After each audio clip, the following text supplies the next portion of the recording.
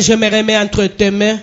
Je veux que je sois le simple canal que toi tu vas encore utiliser ce matin pour nous parler de la part du Père. Car la parole déclare, Dieu a envoyé la parole avait guéri. Papa, je proclame la guérison dans toutes les dimensions. Que cette guérison, papa, écoute na moko na moko. Quelle que soit l'origine de la maladie, quelle que soit raison d'être. Quelle que soit dire dans la maladie spirituelle, et la physique, et la financière, morale, maladie na domaine nyoso, kolona tongo na lelo, ezwa lobiko, pour être yonde lobiko, ye pour na kopesa lobiko. Voilà pourquoi je ramène toute pensée captive à l'obéissance à la parole de Dieu. Je proclame que yonde nzambe n'a opposé puissance et son la puissance à Saint-Esprit. Que la puissance du Saint-Esprit engloutir yango et arrêter opération pe conséquence yango na kombo na Yesu Masia. N'a opposé nzambe nyonso a telemi. Oya ko telema na peneto na mosika. Na visible ton invisibilité. Quelle que soit l'origine domaine na ye. N'a opposé na Dieu tout-puissant. Oya benga éternel Dieu des armées. Je proclame que c'est toi qui es Dieu. Si un homme qui va s'élever, je te lève toi l'homme de Galilée. Le roi des rois, le seigneur des seigneurs, possesseur de la vie, possesseur de la réussite. Toi l'agneau immolé, ta gloire n'a pas de fin. Manifeste ta gloire. Si un esprit qui va s'élever, je te lève toi le Saint-Esprit.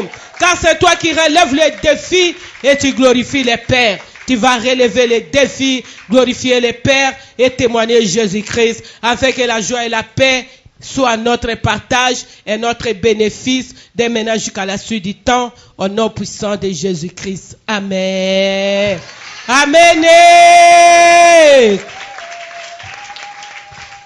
Amen. Et c'est Wezali. Soke zali betela Yesu maboko pesa ndekwaza peno na yo mbote loba na Yesu soyez béni. Loba na Yesu soyez béni. Loba na Yesu soyez béni. Loba na Yesu azala bomoi. Amen. Couple volume bakanze momoko tina nini ngamitungisa. Satana longwa pembeni nanga. Tikanga na umela na Yesu. Amen. Torkas ko sekangate na bimisi kamwa, hein? Amen. Ok, to pesi nzambe merci. Asalinga na yo ngolu ya kokoma na tongo na lelo. Molinga mi kokoma na tongo na lelo ezali ngolu. Amen. Ngolu yango ezalaka ngolu soko zwi yango ngolu. Mais soko mona yango mérite eza mawa mingi. Amen. Poete zana bao bakana ki lelo me bakomi na bango pe lelo te. Amen. Mengana yo Dieu nous a fait la grâce. Yango ngolu na ye alingi ete ngape na yo to saisir yango. Toza kaka na thème na biso tozolo bela. Réveille-toi, agis et Christ t'éclairera. Amen. Lamuka osala bongo Yesu akosala nini akongengisa yo. Yenda ngengisaka parce qu'il est le soleil levant. Soki ya telemi molili quelque chose origine dirait nango molili emela maka. Pe makasi nango esilaka. Quand on parle de molili, on parle de ce qui est le ténèbre. Amen.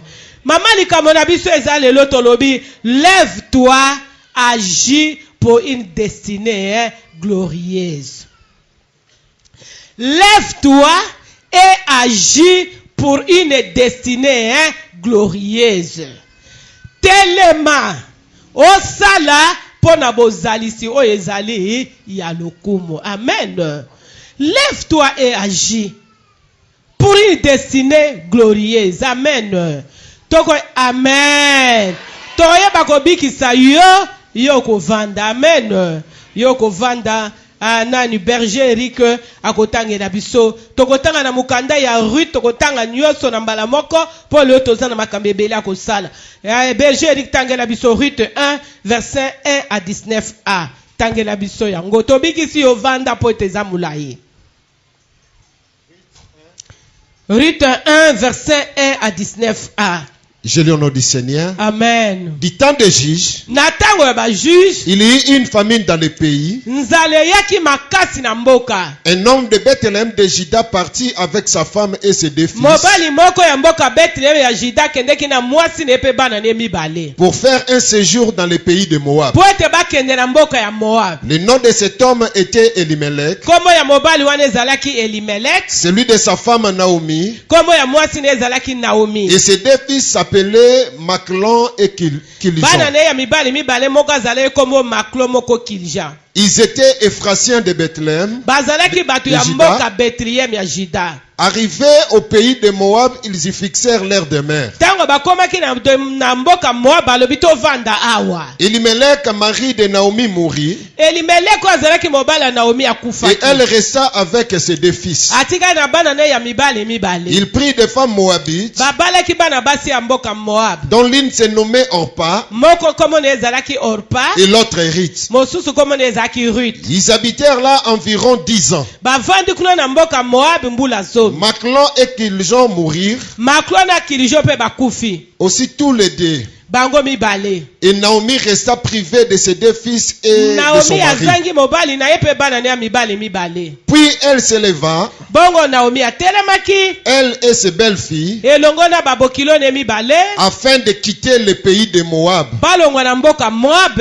Car elle a appris au pays de Moab que l'Éternel avait visité son peuple Tango azalaki kuna na Moab ayokaki sango ete Nzambe ayebi lisu kopambola libota na ye. et lui avait donné du pain. Pe Nzambe apesi bango lisu bilia. Elle sortit du lieu qu'elle habitait, Ababimi na mboko bazalaki. accompagnée de ses 2 belles-filles, Babimi na esika bazalaki elongo na babokilo ne mibale. et elle s'est mise en route pour retourner dans le pays de Babandi Juda. kokende po ete bakende na mboka Juda. Naomi dit alors à ses 2 belles-filles, Naomi ayebisi na babokilo ne wana mibale. allez retourner chacune à la maison de sa mère. Ozonga moto na moto azonge pa baboti na ye. Que l'Éternel use de bonté envers vous comme vous l'avez fait envers ceux qui sont Yahweh morts asalela bino bolamu lokola pe bosalaki na baye bakufa. et envers moi. Pe na ngai lokola. Que l'Éternel vous fasse trouver à chacune du repos dans la maison des maris. Yahweh apesa moko na moko bino kopema na ndako ya mobali. Et elle les baisa. Pe ayambaki bango. Elles élevèrent la voix et pleurèrent. Bango nyonso batomboli mingongo pe Et balelaki. elles lui dirent, Bongo balobi na ye alobi Non. na bango te. nous irons avec toi vers ton peuple. Biso tokokende na yo epa libota na yo. Naomi dit, Naomi alobi. retournez mes filles. Bozonga bana na nga basi. Pourquoi viendriez-vous avec moi? Pona nini bokokende na nga elongo? Ai-je encore dans mon sein des fils qui puissent devenir vos maris? Naza isu na libumu na nga bana o bakokoma pe mibali na bino lisusu. Retournez mes filles. Bozonga bana na nga basi. Allez. Bozonga. Je suis trop vieille pour me remarier. Nazali mobange pesa pona bala lisusu. Et quand je dirai, Tango na komi lobela. j'ai de l'espérance, Naza na likia. qu'en cette nuit même je serai avec un mari Ete na butu opeka na koko zala na mobali. et que j'enfanterai des fils. Na kobota pe lisusu bana miso mibali. Attendriez-vous pour cela qu'ils eussent grandi? Bokozela kino bana wana bakola. Refusierez-vous pour cela de vous marier? Bokoboya pona yango te bobala mibali mususu. Non, mes filles. Te bana na nga Car basi. à cause de vous, je suis dans une grande affliction de ce que la main de l'Éternel s'est étendue contre moi. Ezali pona tila na bino nde nazali penza na kati ya pasi makasi loboko na Nzambe sembolemi pona kosala nga mabe. Et elles élevèrent la voix et pleurèrent encore. Batombolaki lisu mingongo pe baleli. Orpa baisa sa belle-mère, Orpa ayambi bokilo na ye. mais Ruth s'attacha à elle. Rita kangami kaka na bokilo na ye. Naomi dit à Ruth, Naomi alobi na Ruth. voici ta belle-sœur est retournée vers son peuple Tala moninga na yo azongi epa libota na ye. et vers ses dieux. Pe epai ya banzambe na ye. Retourne comme ta belle-sœur. Zonga lokola moninga na yo pa zongi. Ruth répondit, Rita azongiseli. ne me presse pas de te laisser, Koyeba te kotindika nga po ete natika de yo. retourner loin de toi. Nazala mosika na Où yo. tu iras, j'irai. Esika okokende na kokende na Où tu yo. demeureras, je demeurerai. Esika okovanda na kovanda na Ton yo. peuple sera mon peuple. Libota na yo kozala libota na nga. Et ton Dieu sera mon Dieu. Nzambe na yo pa kozala nzambe na Où nga. tu mourras, je mourrai. Esika okokufa nga na kokufa na Et j'y yo. serai enterré. Epe nakoba wa bakokunda nga. Que l'Éternel l'Éternel me traite dans toute sa rigueur, Yahweh penza ayeba ko traiter nga na bonzambe na ye nyonso. si autre chose que la mort vienne à me séparer de toi. Kaka soki likambo mosusu ekaboli nga na yo soki te kaka liwa. Naomi la voyant décidée à aller avec elle, Naomi amoni ete penza Ruth déterminée pour akende na ye. cessa ses instances. Atiki koloba na ye azonga. Elles firent ensemble le voyage jusqu'à Basali leur mobembo arrivée à bango mibale Bethléem. kino na mboka Bethlehem. Et lorsqu'elle entra à Bethléem, Tango bakotaki na Bethlehem. toute la ville fut émue à cause Ete d'elle. libota nyonso bayebaki kokamwa pona bango. Et les femmes disaient, et Tokoko cela soka Naomi. wana 19a. Amen. Totangi so na Ruth 2, 1 à 7. Naomi avait un parent de son mari, Naomi azalaki na mobali moko azalaki ndeko mobali na ye. c'était un homme puissant et riche, Azalaki mobali moko ya nguya pe bozwi de la makasi. famille de Limelech et qui se nommait Boaz. Bongo azalaki moko na libota Elimele komo ne ezalaki Boaz. Ruth la Moabite dit à Naomi, Ruth oyo azalaki Moabite ayebisi Naomi. laisse-moi, je t'ai pris à aller glaner des épis dans les champs de celui Tika ngai penza nakende lelo koyeba kosala kolokota na elanga ya mutu oyo. aux yeux duquel je trouverai grâce. Oyo na kozwa ngolu. Elle lui répondit, Azongiseli ye. va ma fille. Kende mwana na nga mwasi. Elle alla glaner dans un champ derrière le moissonneur. Akende kolokota na elanga moko na sima ya bato bazobuka. Et il se trouva par hasard que la pièce de terre appartenait à Boaz qui était de la famille de Limelech. Ete na puasabo ya sutuki nzoka nde akeneki na elanga ya Boaz oyo azali parente ya Elimelek. Et voici Boaz vint de Bethléem Tala pe Boaz awuti na mboka Bethlehem. et il dit au moissonneur, Alobi na bato bazobuka na elanga. que l'Éternel soit avec vous. Yawe azali elongo na Il lui bino. répondit, Bazongisi. que l'Éternel te bénisse. Yawe apambola Et yo. Boaz dit à son serviteur chargé de surveiller le moissonneur, Boaz alobi na mosali na yo azotala bato bazobuka na bilanga. à qui est cette jeune femme? Nani elenge mwasi oyo namoni na kati elanga? Le serviteur chargé de surveiller le moissonneur répondit, Ebongo mosali oyo azokengela bato bazobuka azongiseli ye boye. c'est une jeune femme moabite qui est revenue avec Naomi du pays de Moab.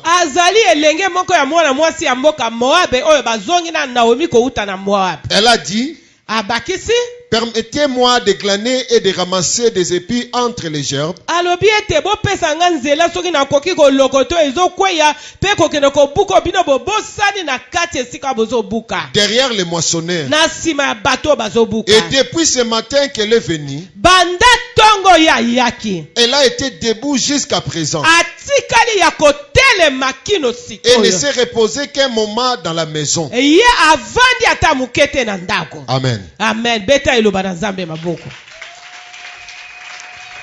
Amen.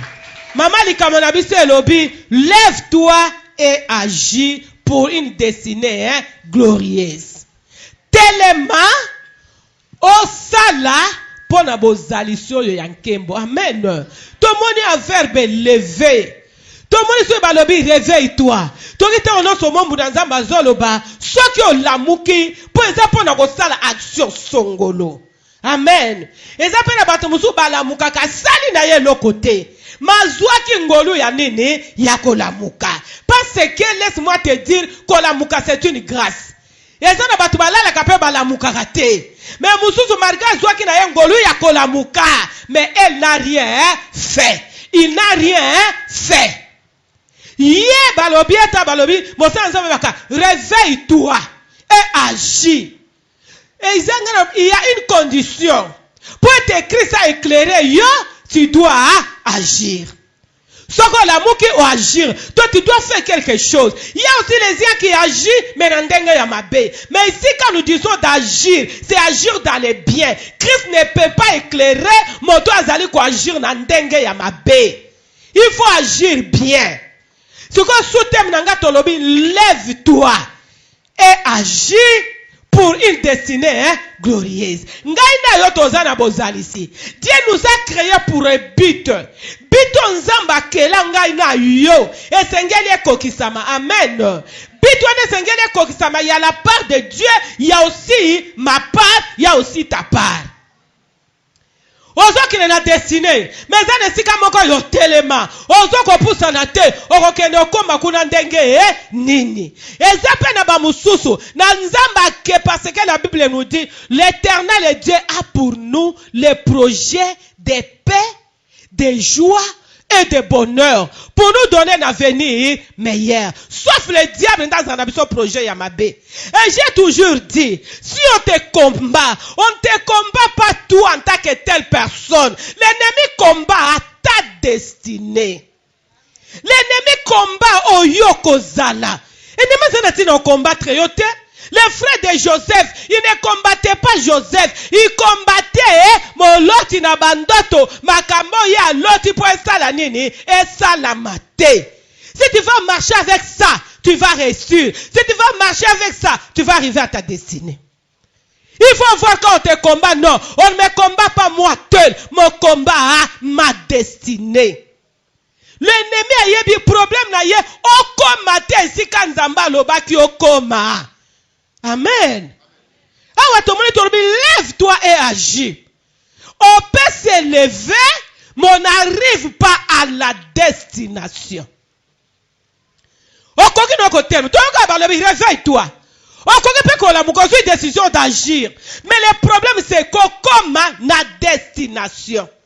Toba betel biso l'histoire ya libota moko baza bapaka nute baza libota na Nzambe. Tata komo na ye Elimelech, mama komo na ye Naomi, baza na bana na bango mibale, bazalaki na bana na bango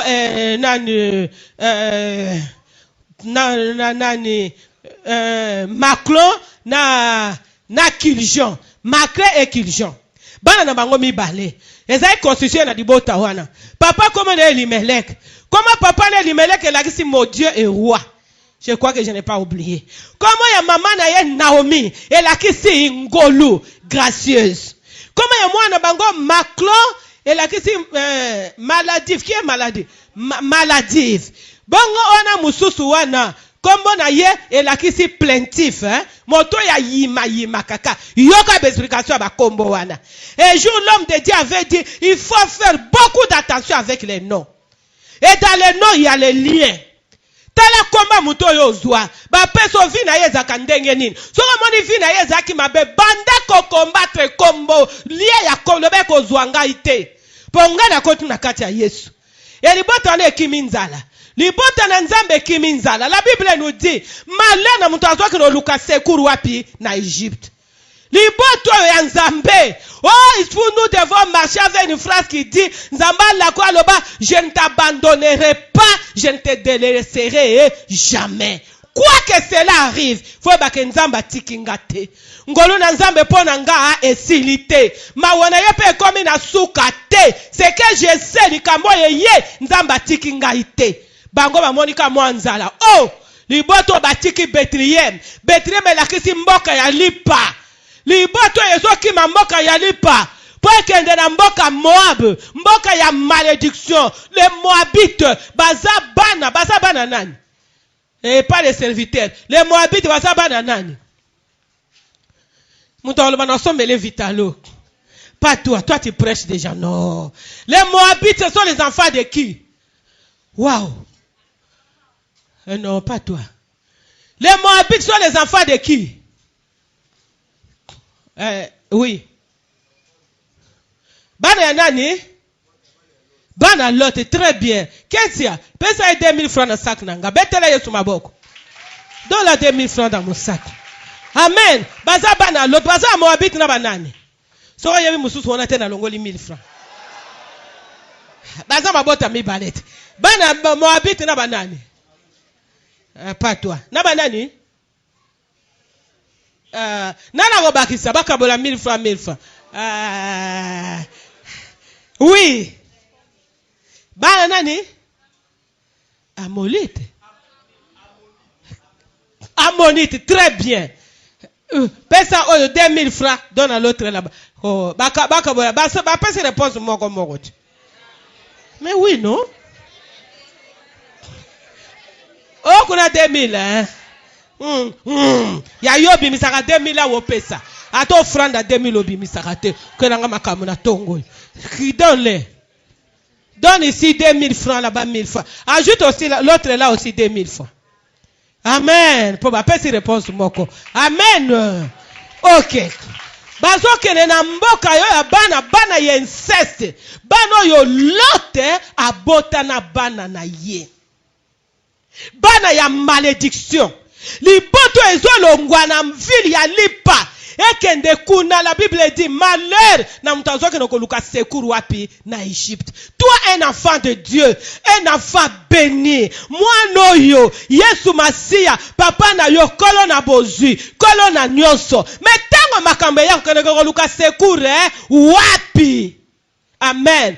Tu vas t'humilier, faire n'importe quoi. Il y a des fois, il y a des fois, côté na bakop, aux autres côté na occultisme, na biloko ndenge na ndenge, aux autres côté na ba professeur. Tu fais les histoires impossibles. Ce qui likamuka ya muke komi. Non. Nzamba la kwa lobi na kotika kayo te. Ça c'est ainsi dit l'Éternel. Exemple talobi angote bakei kuna abi makame komeli bango bakomi kuna Elimelech il y a d'abord comment maudit roi et c'est quand tu étais parti avec consulter ton Dieu qui est roi a consulter itakei akomi kuna sali nini akufi Macron asali nini akufi Kiljo asali nini akufi oyo kombo na ye ngolu Naomi elakisi ngolu ye bazwi nini ngolu ya kufite Yati kali na bomoi. Kombo na ye landiye. Marke bangonso bakeneki Moab. Mais ye komo ne lokola za ngolu, Ngolu pe sali nini. E landi yati kali na bomoi. Mais bana na ya mibali babala ki bana basi ya ba Moabite. Naomi atala lobi. Malgré ça. Nakotika la awa te na zozonga. Ya quoi qu'arrive dans ta vie. Ne reste pas là où tu es. Ne restez pas dans les pleurs. Ne restez pas dans les murmures. Ne t'habitue pas. N'accepte pas. Quoi que cela arrive. Naomi alobimaka na bungisi mobali. Na bungisi bana. Na ebike kuna bakocholanga. Melikambo nanga eza nazonga epa nzamba zali.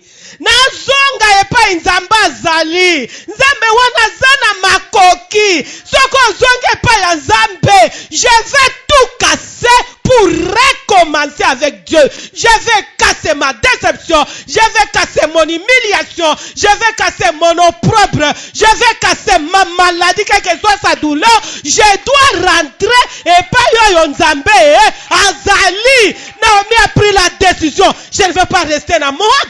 Pourquoi tu restes dans Moab? Quitte Moab. Rentre à Bethléem. Zonge pa Yesu azali. Quel que soit likamango kangi yo longwa na kati nango. Le premier pas moto a telemi eza pa ya délivrance. La délivrance commence par une décision. Si tu as une décision, tu ne seras jamais délivré. Et pour prendre la décision, ce n'est pas facile. Babundata Naomi atel. Les na okende nanga te kula bakano tcholanga. Natikala na Moab alobi jamais. Ata bako tchola, ata bako finga, ata bako sekanga. Melikambo nanga ezali na longwa na Moab, na zonga wapi na Bethlehem, mboka ya lipa, mboka ya laka, esika nzambe nanga ezali, azan nzambe ya mawa, malgré mabe na salaki, akotika ngate. Il est le seul qui peut me restaurer. Il est le seul qui peut me réparer. Il est le seul qui peut m'élever. Il est le seul qui peut effacer le propre. Il est le seul qui peut m'oublier toutes ses peines. Yeneka ko bossa ni sanga douleur ya mobali akufi. Ako bossa ni sanga douleur ya bana oyo. Ete na tikali mwana te. Na kende ki na bozui. Naomi akende bombe. Naomi azonga maboko pamba. Naomi a pris la décision. Non. Je dois rentrer na mboka na ngai Bethléem. Belle-sœur na mususu atali bango mibale. Babie mabo kilo tozonga na yo. Quelle maman bokilo. Oh les belles filles va s'attacher. Balobi toko zonga. Oh maman bokilo qui considère ses belles filles comme ses filles. Je crois que vraiment Naomi azalaki belle maman bokilo ya malamu belle mère ya bien. Bango mibale batelemi. Babi tozo kende. Na lobi ko tele mezali kamote. Mais tellement comme wapi na destiné. Orpa, na Ruta, ils avaient destiné meilleur ezalaki liboso na bango. Destiné boyezo tala. Ruta telemi, Orpa pa te babi tozo kende. Bokila lobe pardon bozonga. Ata sengai, ata bolobi ke na robota, na sina komi mobange, ata na zane lika, boko zela, bozonga na bino. Baleli. Orpa tali. Amitano ni kitoko na ye. Elenge mwasi lokolanga. Akanisi Moab. Na kokende na bar. Akanisi Moab. Na kokende na terrasse. Akanisi Moab. Na kosa. Amoni bisengo nyoso ya Moab. Nga elenge boye. Makilezo tanga na nzoto. Na kitoko boye nyoso. Ya nini yango? Na kokende Bethlehem te. Na zozonga na ngai na Moab. Ta destinée, c'est entre tes mains. Je mets devant toi la vie et la mort. Mais na yebi si opona. Mais nga izame na zo ba no choisir la vie. Choisis la vie c'est qui? C'est Jésus-Christ. Jésus-Christ c'est la vie. Il est le chemin et la vérité. Il est la vie. Azaka la vie spirituelle, azaka la vie physique, azaka la vie financière, azaka la vie matérielle, azaka la vie sociale. Il est le seul qui a la capacité de remplir tout à tous. C'est lui seul qui a cette capacité-là. Ne pas t'aller à l'obia zongi na ye. Oh, Rita Tali. Yaya Rita a pris la décision. Rita lobi ete ngai nazako kende wapi na na Bethlehem. Rita lobi na belle-mère na ye. Laisse-toi de me presser na zonga. Rita sali déclaration solennelle. Yakoyamba Jésus-Christ est dans sa vie comme Seigneur et Sauveur. Alors ton Dieu sera mon Dieu. Ton pays sera mon pays. Ton peuple sera mon peuple. Là où tu mourras, je mourrai avec toi. Et là qu'on kabolangana yokaka liwa. Quand il s'engage que na zonga. Naomi azalaki sensible. Naomi a écouté. Abi moi quand il a dit que ton Dieu sera mon Dieu, ça veut dire que ma pambo nzambe na yo apesaka ngai na ozwango. Tango kwa lobi ton Dieu sera mon Dieu, il y a quelque chose qui s'est passé dans Naomi. Naomi a pressé les susciter. Ruth a pris la décision de tout abandonner. D'abandonner son pays, d'abandonner Bozuyambo Kanaye, d'abandonner Banzambe. Quand on se lève, pendant qu'on a biloko esengelo tiko ko matana yango te, o kene yango na destiné te. Amen. Et c'est la biloko esengelo tikango. Soko tikango to koma na destiné te. Pendant qu'on a biloko Rita tiki mboka na ye, Rita tiki makamuno tu pas mboka Moab, mboka ya mabe. Donc tout ce qui était dans Moab, Rita tiki yango. Rita prend la décision. Rita lobete ngana zokende na yo ti na Bethlehem bakei tango pe bakekuna bakomi na Bethlehem. La Bible nous dit ezalaki na ngonga ya kobuka. Amen. Toti ko tanga kuna tanga komi kuna zaki na bokilo na ye. Rita zoki bokilo ne lokola mentor na ye. Moto azako conduire ye dans la vie comme on a kate ngai. Non. Dans la vie, et c'est la bateau moussou à tous une décision. Ce qui y a lobby, au quoi ici décision na yo. O lobby, kaka lokola y a lobby. Lokola y a lobby. Ozoti kangona mai na miso, mais lokola y a lobby et c'est na sala nini na tosaye. Dans la vie. Dans la vie, comme on a 14 ans au-dessus, on a lobby, na lobby. On lobby, a lobby. Amen. Et ça, la bateau, c'est une vie comme même ya bango. Naomi a yé, Ruth a yé na Naomi. Bako mikuna, tango robuka. Mwana moi, tu as quoi ici qui toko na yé. Pendant qu'on comme on a destiné, il faut des sacrifices. Il faut des sacrifices. Et ça, la biloko, c'est une sala. Na ne oyo ya ne oyo tolbete réveille toi et agis écrit t'éclairera et ça na biloko soko telemo zo agir et ça na biloko sengelo bwa kango ezo kweya pona yango likamute ata na zangi ya kolia, ata na zangi ya komela, na kwa isi lokuta, na kwa isi kindumba, na kwa isi moyibi, na kwa isi ekobo, na kwa isi kindoki, na kwa isi framasonnerie, na kwa isi magie, na kwa isi bonganga, na kwa isi tubiloko nanga na sala kawan. Oyebi nino sala, obifona kwa isango. Metango kwa isi yango, ce n'est pas facile, hein? Okoleka na moma ya sécheresse. Okoleka na moma ya humiliation. Ekobosa na te na moma na humiliation lokola yo tiki pour s'humilier. L'humilité précède quoi? La gloire. L'orgueil précède quoi? La chute. L'humilité précède la gloire. Mwana mwasi oyo atali alobi non. Bokilo na ya yebisi eboyi. Okoken abanda kolanda conseil nyonso o Naomi azosala nini? Azopesa ye. Mwana mwasi oyo ake ko glaner. Yaya tu peux imaginer ko glaner. Oh, cette fille est allée glaner. Mwana mwasi oyo alobi, je vais tout abandonner pour gagner Christ. Ruth a tout abandonné na Moab. Azaki le musu na ba chéri na ye kuna. Famille na ye zali le musu sava bala baki so nani Kirijo le musu azaki na momo bali waka banda ko lingaye lokola Kirijo kwa ko ipe gozongelanga le musu pe musu atiaka nga litoi le musu pe tozana mboka na biswawa tozana bilia baboti na nga baza rita bwaki wana nyoso pour gagner Christ. Amen. Paul a lobby on nyoso ezalaki pona nga motuya à cause ya ko gagner Christ na bois. Quand on veut gagner quelqu'un, il faut faire la volonté de cette personne-là. Quand on veut gagner quelqu'un, il faut oye banini ya lingi, il faut ko sepelisa ye, oko sala nini, oko gagner ye. Oh biso tozo luka ko gagner wa comment na nani Christ.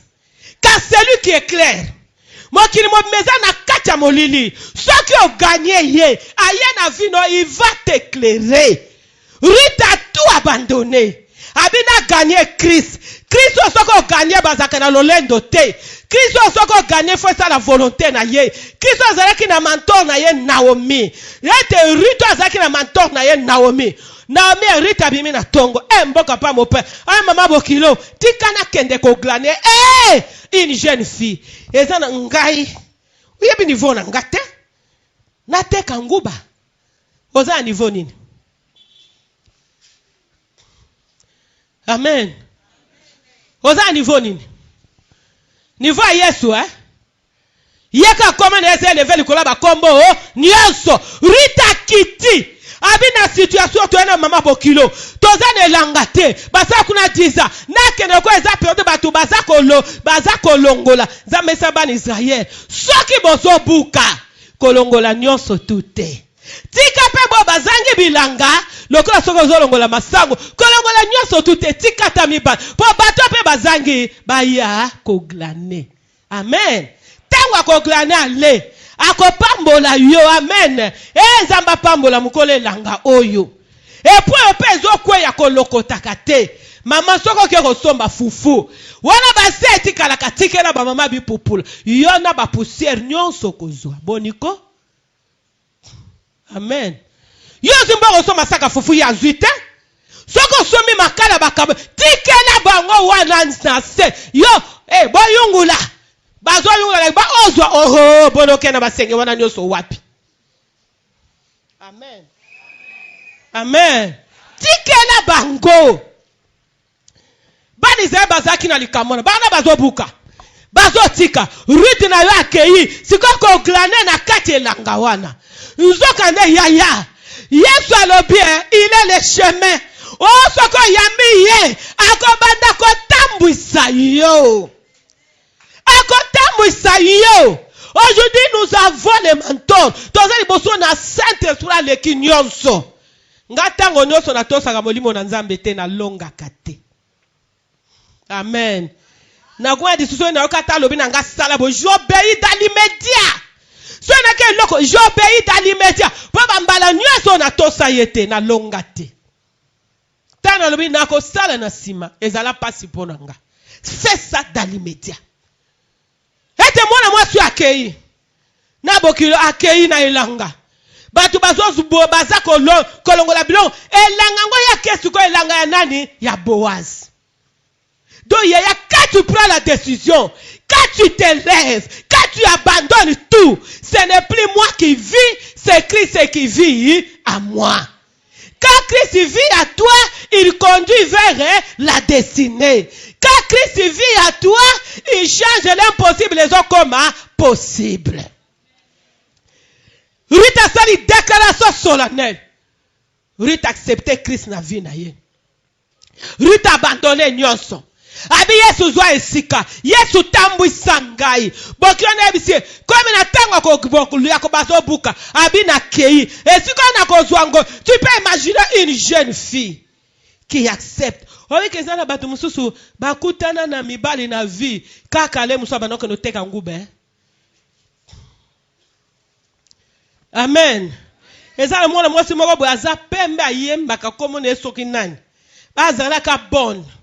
Siko lokola zalaka bon akei kosomba nini Thompson na place moko ya mundele moko bezaki alimana toka komo apesa Thompson mababa ndolela patronne va me taper, elle va me gronder, pardon, change-moi ça.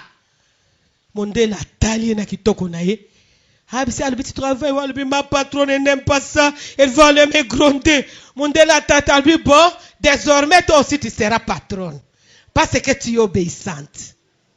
Amen. Na luka comme ayembaka. C'est qui? Alice. Elle était une bonne. Une bonne. Atala kitoko na été. Abina kile na nzokande na kati destiné na yezalaki aleka bonne. Yi ngai na kendo sale la moninga mwasi. Oh. Mama ni kama meza tango na ngote ya. So na tango yo sale la ye sala. Omite peut-être bénédiction na yo ezakuna. Tango tozaki na mpudio ezaki na jeune fille moko abala ki pembeni wana abandaki abazai pena ba mama ndo akende Gabon. Na ndako abanako sala na Gombe. Telemele te poli. Mama na adopta ye mwana na ye. Siko garçon mabandako yana garçon na saka na bank. Abisi mama na ngana go bala kana ndaku na yo. Aponi kaka bon wana. Mama na pa balisie. Mobali wana tikala kako yeba tege fi wana. Azala bon na ndaku wana. Pe ba para fi wana bazonga kana bango. Maman pardon salo go so pesa biso palo bi non c'est votre fille. Apesa bango biloko so libal mais ya zwa le devoir qu'organiser fête wana. Abi mwana na zuye mwana muketo vane asali singa tango mulai. Na mone loko mabete katine. Mwana mwasi na bala. Abana go vanda wa na Kinsaku. Bandako baka yema ko betela nga disolona. Abi maman Léontine. Les parents la Gombe là ce ne sont pas mes parents. Baza ba patron na ngai. Amen. Na kibon destiné na eza ifo le kana kibono bingaite. Amen. Ngaite yote yonan. Kuibonu kutu musala malamu. Basoma ka savonte. Basoma ka milikite. Basoma ka sukarite. Badia ka baningo frais généraux. Amen. Amen. Badia ko frais généraux. Asome logote. Tanga yena tonga baniko lia tia go kende. Na fete moi liso ba foute. Eza musala mabe. Eza musala bien. Pe eza musala ya mwasi. Pata soka za na ndaku na yo. Oko sala kaka musala ngo wana. Siko ko sala ngo te pourquoi? Mukwana bando kele na aéroport. Na moni tata monga lati kitoko. Atie sachet ya mai na mutu na bitabe. Babisingo na o ateka kaka bongo.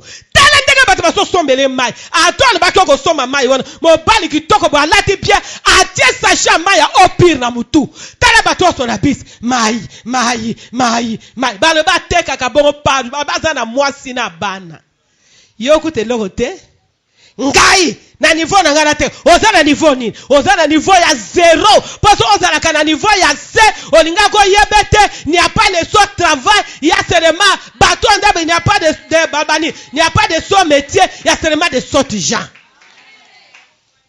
pour niveau na weza na sema kasi moi comprendre likambu wana exacte mais so zali na niveau likolo olinga comprendre ngo amen. Rito ye wana keko glane. Rita zo glane na bila. Azo sala ngo na esengo nyonso penza. bongo eloko ni esalamaki kaka mokolo wana lokola yamba Yesu rite abandonné ya dans la vie nabi eza na bi rite soki oyambi Yesu soko se lever pendant comme la tu dois faire des sacrifices. Il y a des sacrifices à faire pendant comme la destinée. Abina kenanga ko glaner. Akei kuna yo nazo glaner na ye. Banda kende ki azaka debout. Yesu pe kuna ke osima motema Boaz. Lelo kando ke noko visiter batuno na bilanga. Boaz aye tanga yamba la moko abina bango nzamba sala nini apambola bino. Amen. Faut avoir l'habitude de bénir les gens. Amen. Soyez bénis. Soyez bénis. Pamboleka na monoko te meti na motema. Soyez bénis. Que Dieu te garde. Nzamba sala la yo bolam. Amen. Barape wesi yepe bazon se pe nzamba sala pe nini apambola yo. Tango yamba la moko sainte soit bisia lui boaka na lulisu. Amoni une jeune fille. Abi mwana mwasi azanani. Yoka travailler. Audi na moka Moab. Ayena Naomi. Banda yaki. Oh! Bare marka Ruth na kitoko te. Bare marka Ruth na taite. La Bible kumisa batu musu kitoko Balobi Abigail belle Balobi David belle de figure Balobi Esther belle mais ye awa bakumisa kitoko elongite. Et loko Boaz a remarqué que Ruth ezalaki son travail. Depuis qu'elle est venue à Tikala debout. Moussala ba personne même à l'église. Est-ce que tu es debout dans le lo sali lobi ovan? Tu n'es pas debout dans ton travail. C'est l'œuvre de Dieu. Il faut d'abord nzamba remarquer yo. So nzamba remarquer onda kotina mokozi na yo amona yo. Nzamba remarquer Ruth. Atini Boaz aye. Amen.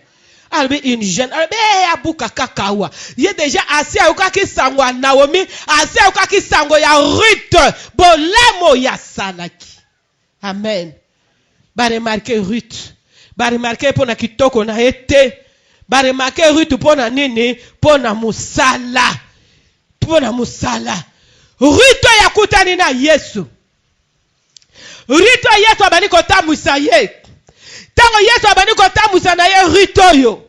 Bible nous dit que Ruth a payé le prix. Yayati na kotika yo baboti. Mboko lozo kene siko yo yebite. O kene pe kuna jeune fille okomi na bilanga. Pe bilanga ngo bazyo yo kene kolokota. Quelle humiliation. Mais elle a accepté cette humiliation. Elle a accepté ça. Ruth andima ki yango. Ruth ayeko zonga na poka bokilo na atuniye.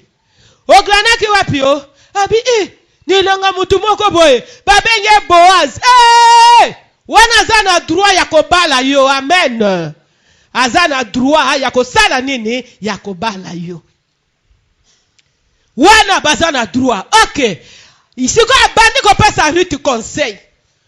Teten wana suka na tokotanga. Tongo koma na ndako banda kotanga na Ruth 1 tina 4. Ngana bigiso na zuka beteni kaka po ete toyeba kosilisa. La Bible totanga ki neteni wana ete Ruth na yo ancien Eric. Tika kawana tokotanga. Amen. Tokotanga wana ndako pour gagner du temps. La Bible dit que Naomi ayebisiye. Lobi akokende kobuka abutu akozala na kati ya bilanga.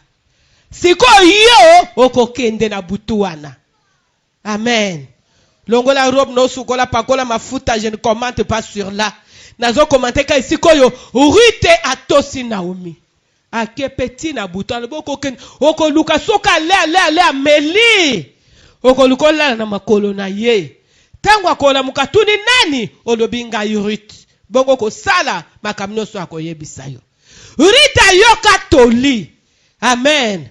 Mama mukolo mazo pesa Ruth toli Ruth yo pe nani eloko nini yo yebi bato mboka balobaka mukolo munoko ne solo me makamebi makana kati ezaka makamo abomoyi. Amen. Munoko na malgo zoka ngo soki solo soki nini me tosa makambo yako yebisa yo. Ruth est allée Rita kepe kuna saulo soto Naomi ayebisaki ye na karata butu Boaz asutuki nani alobi ngai Ruth. Oza na droit ya rachat po nanga. Abi mezala mutu moko aza parenté a liboso. Soki ye andimi kozwa yo na kotika. Mais soki ye aboyi na ye kozwa yo nga na kokoma na likambo yo tina suka. Et comme déjà Ruth yo asile déjà kondimela Yesu. Jésus Ruth s'est levé. A telemina Yesu il a tout abandonné. A sali sacrifice il a payé le prix. Jésus-Christ soit la lumière. Abani kotambola na Ruth, amen. Abi celui qui me suit ne marchera jamais dans les ténèbres, mais il verra la lumière de la vie. Soki batomo ki balbi moto ya moni lumière, cela veut dire que sali nini apambolami. Et comme Yesu azale Ruth asi andimeli ye. Yesu azo Ruth azo tambola na kolanisa ma volonté nzambe. Et Ruth yo ayoki mentor na ye Naomi. Au-dedans d'elle, elle avait quoi? L'obéissance. Ruth azalaki mwana mwasi azalaki yoka. Ruth azalaki mwana mwasi oyo azalaki kotambola te na bomo ene soki ye moko ndenga lingi non. Azala na vie na lobi yebaka koyoka. Amen. Et Yesu aye na kata bomo ina ye. Tango siko Ruth ye ayebi siko ko gagner Christ. Na bomo ina ye Christ avandi azwe sika. Oh Yesu masio yazali pole a éclairer nani Ruth. Ruth une Moabite. Ruth mwana ya malédiction. Ruth azali kotambola na kati ya ténèbres. Ruth azotambola na kati ya botutu. Amen. Jeune fille akufela mobali bakoloba botutu te. Bokirone kuta déclarer lobi nazana kati ya passion yo pona bino. Po bazali bana ya malédiction.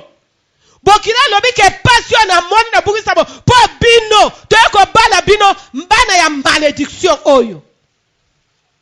Malgré ça, Ruth andimeli Yesu akoti.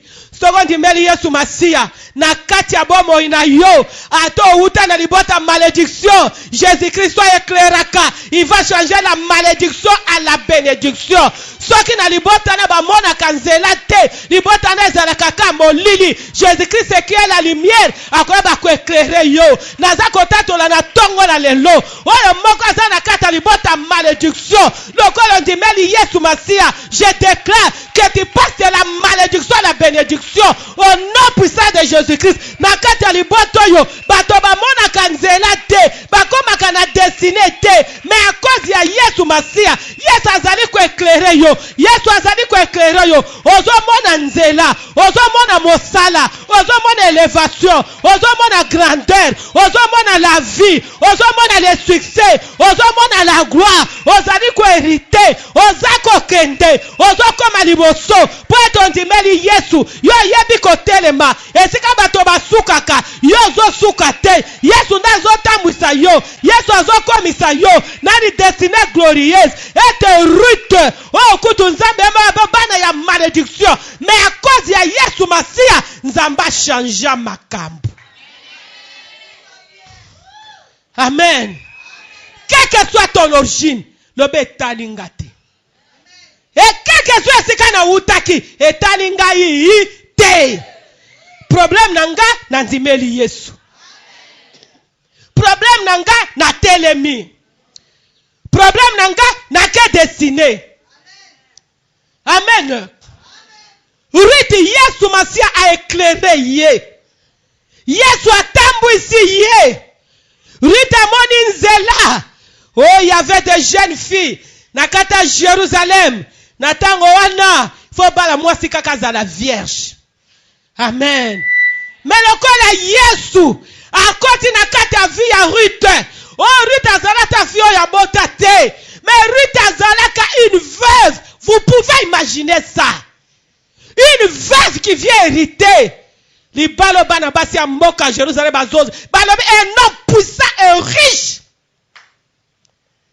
Un homme puissant et riche. Une Moabite qui vient l'arracher. À cause ya Yesu. À cause ya Yesu.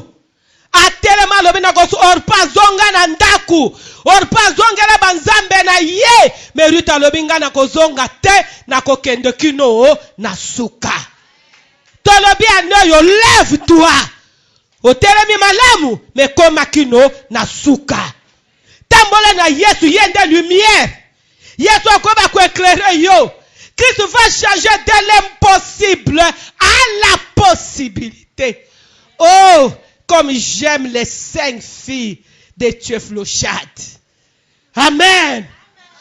Ces 5 filles-là, mon beko epesa mela, soki papa kufi, azala mwana mwasi te, azala mwana mobali te, à cause de héritage te. Mon beko ekomama na Israël. Mais ces filles-là, babi toko telema bana basuna batelema bakende tie pa ya Moïse Moïse a makamunino Moïse a memi cause pa nzambe nzama lobi Moïse ils ont raison banta lelo obeko wa salinini ekwe et désormais et pendant nini yo verika abo télévision de télévision au lieu de se lever vers Dieu tu crois que te pleures murmure na yo mutu nyoso komona yebi sangwa likamona akena ngo wapi pesa mukongo bonga chiola yo pesa mukongo chiola yo bana basi yo balobi non to ke ne pas nzamba changer dit talobi te na kofana na kife vache oti wapi nakobosa na likamboyo nakolanda Naomi Ruta yoka sangwa Naomi oyebi singati ndego vandi wana na ba yoka sangwa Yesu te epa ina yo Yesu babika kate o babiki babonga kate o babongi koseka te Dorcas yango na ye pa ina yo. Faut voir cette foi-là, cette conviction-là. Natingami na yo Yesu. Hey, David a dit, je vais m'appuyer sur l'Éternel. Je veux que cette année, un homme, une femme, un jeune, une jeune fille, alors je vais m'appuyer sur l'Éternel. Et Ruth s'appuya. Christ a changé l'impossible à la possibilité. Une Moabite qui entre dans la lignée, il y a Yesu Masia. Oh, saute dans la lignée, ce monde a combo, il y a Ruth. Une Moabite qui entre dans la lignée, il y a Yesu Masia. Parce que si tu acceptes Christ, ouais, salamate na lignée, libote na bine ko salame pa na yo. Poete Yesu wana nde makoki oya changer ko abenga kala non existence en existence il peut changer ta destinée yo peut changer postérité na yo mobimba parce que kangami na nani na Yesu il a changé la malédiction à la bénédiction. Il y a un ancien berger Eric Otangela biso Ruth 4:13 tokotana nini ayiko suka ikamango suka kindenge nini. Ruth 4, verset 13. Ruth 4, verset 13. Ruth 4, verset 13. Amen. Boaz a pris Ruth qui devint sa femme. Boaz azwa ki abala ki Ruth potongo bakende ki kuna na tongo Boaz pe likamona motema bake tu na motema sengela ka mzwa Ruth oza kirijana makro bakufa okozwa bilanga na bango na kozwa okozwa ka bilanga to kozwa na mwasi na kozwa na ngai te komele ka mwasi na zongi sima so mutakufi tendenge ba ozwa biloko so balobi zwa bana charge ozongi sima mozi biloko zo na bana charge. Amen. Amen. Aboyi. Ok, lokolo boyi nga na Ruth. Na elanga na pena nani? Na Ruth. Na sima basali nini? Babali Ruth. Amen. Amen. Babali Ruth. Tango babali Ruth. Soko ke kotanga wana na pembeni. Okomona ete Ruth na yo ayebaki kokota na linie ya Yesu Masia. Amen. Ya eriki tanga na suka wana. Okomona te Ruth akotaki na lignée ya Yesu Masia. Amen. Rite 4, le verset 18. Généalogie de David. Amen. Voici la postérité de Péret. Péret engendra Achor. Achor engendra Ram. Ram engendra Aminadab. Aminadab engendra Nashcon. Nashcon engendra Salmon. Salmon engendra Boaz. Boaz engendra Obed. Obed engendra Isaïe. Et Isaïe engendra David. Amen. Jésus-Christ est le rejeton de David. Amen. Donc, à cause de Nene, il y a obéissance. À cause de Nene, il y a détermination. À cause de Nene, il y a koyoka. Soki tanga koma ki na ye na Bethléem, soka tiaka mutu likolo, mbalinga kazwa lisuli bala wanate. Parce qu'elle a écouté. Et Naomi aussi de sa part, elle a été bénie. Pour être sala ki likama malamu. Musala no mutasala kazwa kalifuti. Bibi elobita Naomi aboti ba memeli ye mwana Rita memiye o ba ntango Rita aboti ba memeli Naomi mwana memi yokaye azabana sambo alongolinga pasi ela batu kutu basi ba ye balobi Naomi obiki na yo Rita boteli yo mwane. Amen. Elaï et Sengo, Ruth a changé de destinée. Oh, Ezala qui a malédiction et comme une destinée glorieuse. De l'impossible, à tête dans la Bible, Mututa Sakola. Et que Yesu, il m'habite au côté de la Lina Yesu, Ezana Makamu Muta, Nana Sakola Vinayo. Ba prophétisa ka parti. Amen. Penga kutu prophétie yango na linga kango te lisusu te. Posoko la ni prophétie okokufa. Ezana lokuta makasi. Amen. La vraie prophétie c'est la parole de Dieu. Liloba nzambe ekosaka te. Ekosaka te. Mutu asakola te. Rita okoma bo moabi te. Mais nzamba sala yango. Je viens déclarer ce matin. En tant que la servante de Dieu, la Bible déclare Nzamba zana makoki, Nzambe wana koki saka maloba basali na ye, azalaka na sima nango. Je déclare ce matin, yo oyo yebi ko telema, on dit mela yesu na bombo no lokola mobiki ici. Je déclare que l'impossible dans ta vie est comme possible au nom de Jésus-Christ. Et que Christ la lumière, Atamusayo a éclairé yo. Oh mon lumière na sena moi. Bana no ba mon lumière. Et si ka no seza molili, Nzamba éclairé yo. Et si ka libota na we komate, Nzamba komisa yo. Oh non le salama na libota na yo te. Et salama na vie na yo. De l'impossible à la possibilité, de la mort à la vie, de la sécheresse à la bénédiction, de l'humiliation à la gloire, de la servitude au longo comme libre. Katina kombo na Yesu Masia, de la condamnation, je dis que tu sois libre. Parce que Christ a dit, vous connaîtrez la vérité et la vérité vous affranchira. Que la parole de ce matin est affranchir yo. Au mon bénédiction, au mon que tu as affranchi des ménages jusqu'à la suite du temps.